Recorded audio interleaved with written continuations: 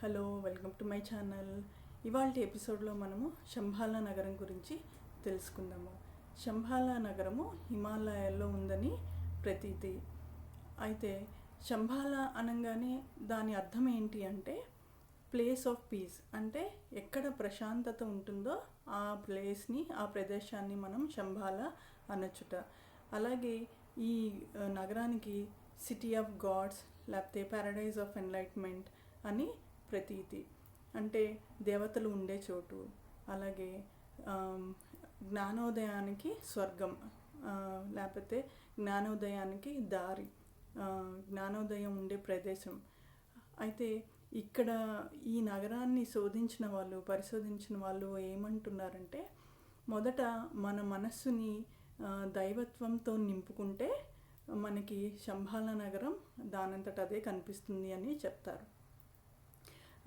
మనిషి జ్ఞానోదయాన్ని పొంది తర్వాత దేవుడి యందు జ్ఞానం ఉంచి అతను ఎప్పుడైతే డివినిటీని, ప్యూరిటీని మనసు నిండా నింపుకుంటాడో అప్పుడు అతను శంబాలా నగరానికి అర్హుడు అని చెప్తున్నారు.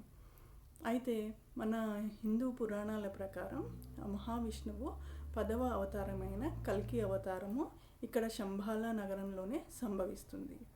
ఆయన కలిని అంతమొందించి వచ్చే సత్యయుగానికి నాంది పలుకుతాడని మనం పురాణాలు చెప్తున్నాయి.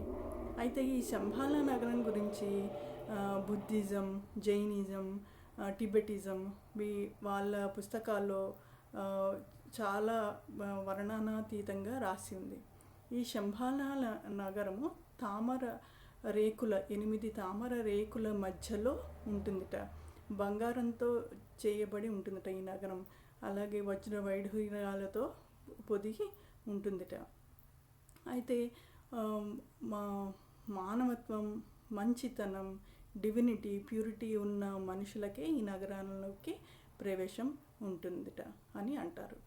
అలాగే ఈ నగరం మరి హిమాలయాల్లో ఉందని చాలా ప్రాచుర్యం ఉంది.